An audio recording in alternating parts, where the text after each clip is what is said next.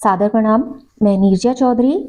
आज से हम शुरू कर रहे हैं क्लास 12th को फोकस करते हुए बायोलॉजी की शुरुआत के साथ साथ हम यहाँ पर बात करने वाले हैं मच मोर इम्पॉर्टेंट क्वेश्चंस की। हम क्लास 12th के थोड़े से सैंपल पेपर को पढ़ेंगे और हम पढ़ेंगे जो अलग अलग कंपटीशन में बायोलॉजी रिलेटेड इंपॉर्टेंट टॉपिक्स आते रहते हैं उनके बारे में, क्योंकि क्लास 12th का सिलेबस ही ऐसा है जो आपकी कंपटीशन की प्रिपरेशन कराता है। तो फिलहाल सबसे पहले आज बात करते हैं रेकॉन, म्यूटॉन और सिस्ट्रॉन की। ये क्या चीज होती है? रेकॉन, म्यूटॉन और सिस्ट्रॉन पढ़ने से पहले सभी से अनुरोध, प्लीज चैनल को सब्सक्राइब कीजिएगा, लाइक कीजिएगा, कमेंट्स जरूर कीजिएगा, बेल आइकन को प्रेस कर लीजिएगा ताकि नोटिफिकेशन आपको सबसे पहले मिल जाए। रेकॉन, म्यूटॉन और सिस्ट्रॉन। देखिए, जेनेटिक्स जब हम पढ़ते हैं, यानी जब हम आनुवंशिकी की बात करते हैं, तो जेनेटिक्स में एक पॉइंट होता है जहां पर कि जेनेटिक रिकॉम्बिनेशन होता है। ठीक है, यानी जो आनुवंशिक पुनर्संयोजन है वो यहाँ पर होता है।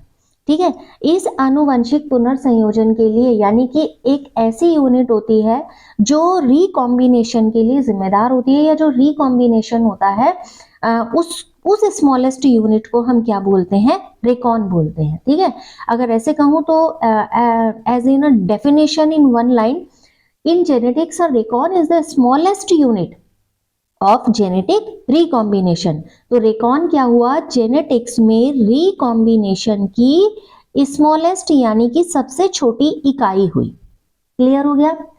अब ये होता क्या है? ये जीन का एक एरिया होता है, यानी कि जीन का एक क्षेत्र होता है जहां पर कि रिकॉम्बिनेशन होता है, यानी कि पुनर्संयोजन होता है। ठीक है, लेकिन यहाँ की एक विशेषता ये होती है, जो हम क्रॉस ओवर पढ़ते हैं वो क्रॉस ओवर यहाँ पर नहीं मिलता है। ठीक है, तो अब इन रिसेंट इसको अब क्या पढ़ा जाता है? इसे सिंगल न्यूक्लियोटाइड पेयर के तौर पर इसको पढ़ा जाता है। न्यूक्लियोटाइड और न्यूक्लियोसाइड्स आप जानते हैं, वीडियो है, आप उसको देख सकते हैं। तो सिंगल न्यूक्लियोटाइड पेयर के रूप में इसको जाना जाता है। तो सिंपली एक वन लाइनर डेफिनेशन कहें या सिंपल डिफाइन किस तरीके से आप रेकॉन को करेंगे, ऐसे करेंगे। अगली बात करते हैं म्यूटॉन की। म्यूटॉन क्या होता है? ठीक है, अब म्यूटॉन है, हम जेनेटिक्स के ही रेफरेंस में पढ़ रहे हैं, तो जेनेटिक्स के रेफरेंस में क्रोमोसोम में, यानी किसी गुणसूत्र में, क्रोमोसोम में एक ऐसी छोटी यूनिट होती है जो क्या कर सकती है? उत्परिवर्तन यानी म्यूटेशन कर सकती है। जो क्या कर सकती है? उत्परिवर्तन यानी म्यूटेशन, उत्परिवर्तन कर सकती है।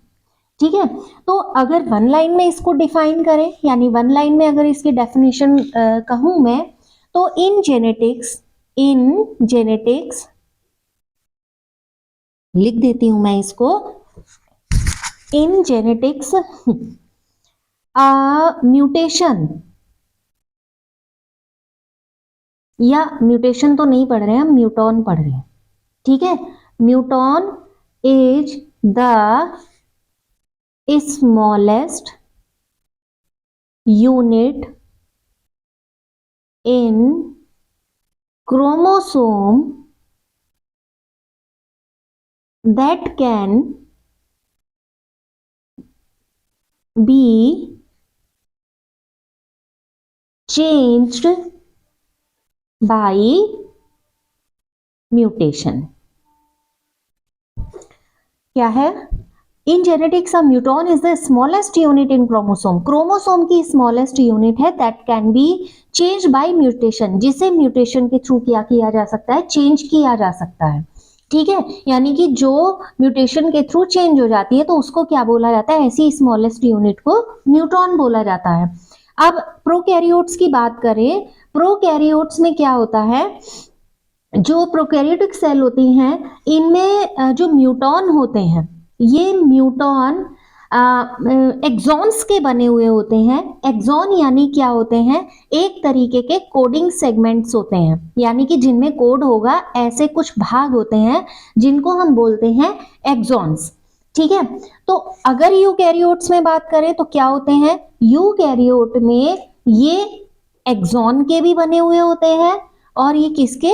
एंड्रॉन्स के भी बने हुए होते हैं, ये दोनों के बने हुए होते हैं यूकैरियोट में। प्रोकैरियोट में केवल एक्सॉन्स होते हैं, यानी कि जो कोडिंग सेगमेंट्स होते हैं वो एंड्रॉन्स और एक्सॉन्स दोनों के बने हुए होते हैं। यानी ये कैसे होते हैं, नॉन कोडिंग सेगमेंट्स होते हैं। ठीक है, कैसे होते हैं, नॉन कोडिंग सेगमेंट्स। तो ये फिलहाल जो अभी हमने पढ़ा म्यूटॉन और रेकॉन, म्यूटॉन क्या हुए, रिकॉम्बिनेशन। तो आप याद रखना बहुत ज्यादा इजी है, आपने रेकॉन पढ़ा, रेकॉन क्या हुए, रिकॉम्बिनेशन से रिलेटेड है। आप अगर इसी से स्पेलिंग को रिलेट करेंगे तो समझ में आ जाएगा, याद ही नहीं रखना पड़ेगा। फिर आपका आता है म्यूटॉन, क्या होते हैं, जो क्रोमोसोम का वो स्मॉलेस्ट पार्ट होते हैं जो म्यूटेशन कर सकते हैं, यानी जिनमें उत्परिवर्तन हो सकता है। तो ये म्यूटेशन से म्यूटॉन बना है। और तीसरा बचता है हमारा सिस्ट्रॉन। सिस्ट्रॉन क्या होते हैं, सिस्ट्रॉन के बारे में कि एक सेगमेंट है डीएनए का। ठीक है, ये सिस्ट्रॉन क्या है, सिस्ट्रॉन डीएनए का एक सेगमेंट है, डीएनए सेगमेंट। ठीक, ये कौन सा सेगमेंट है, ये सेगमेंट वो है जो किसके इक्विवेलेंट है, यानी कि किसके बराबर है, जीन के बराबर। ठीक है, अब it is smallest unit of genetic material. Cistron को क्या कहेंगे हम, यहां लिख देती हूँ, सबसे छोटी इकाई कहेंगे किसकी, सबसे छोटी इकाई होती है किसी भी आनुवांशिक पदार्थ की, smallest unit of genetic material. कौन, सिस्ट्रॉन, जेनेटिक मटेरियल। ठीक है, ये कैसी है, जो ये स्मॉलेस्ट यूनिट है जेनेटिक मटेरियल की, ये कोडिंग कर सकती है किसी भी सिंगल पॉलीपेप्टाइड के लिए।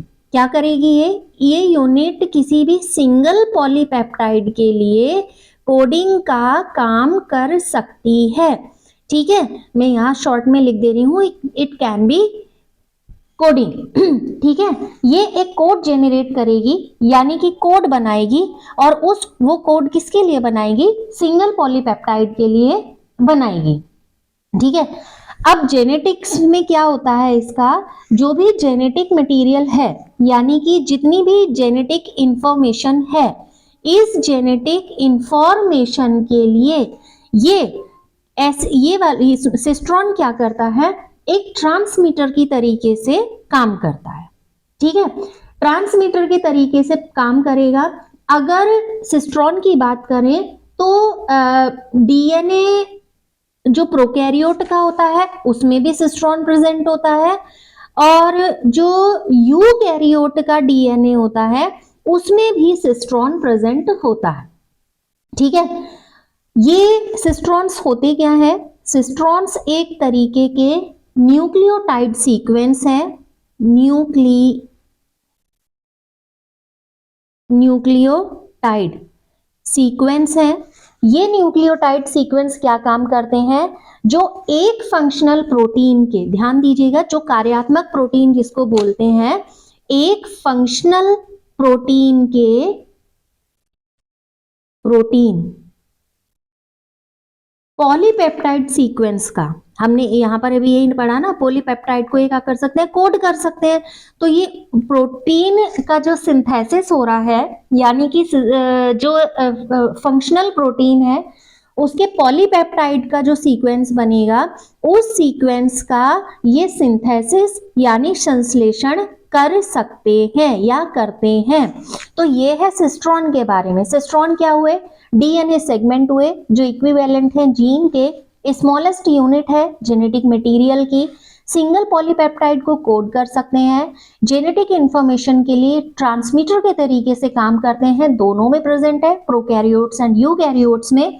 सिस्ट्रॉन यहाँ पर क्या करेंगे, जो सिंगल न्यूक्लियोटाइड है उस सिंगल न्यूक्लियोटाइड के लिए एक तरीके का सीक्वेंस फॉर्म करेंगे, किसके थ्रू फॉर्म करेंगे, प्रोटीन का जो सिंथेसिस होना है, पॉलीपेप्टाइड सिंथेसिस करेंगे। यहाँ पर रही बात यहाँ पर कि जो कोड जेनरेट करेंगे ये पॉलीपेप्टाइड न्यूक्लियोटाइड के लिए, तो ये बहुत सिंपल तरीके से था म्यूटॉन, रेकॉन और सिस्ट्रॉन। तो अलग अलग एग्जाम के लिए इम्पोर्टेंट है, और बायोलॉजी जो भी पढ़ रहे हैं उनके लिए तो बहुत जरूरी है जानना कि तीनों यूनिट्स होती क्या है। तो फिलहाल आज के सेशन में इतना ही।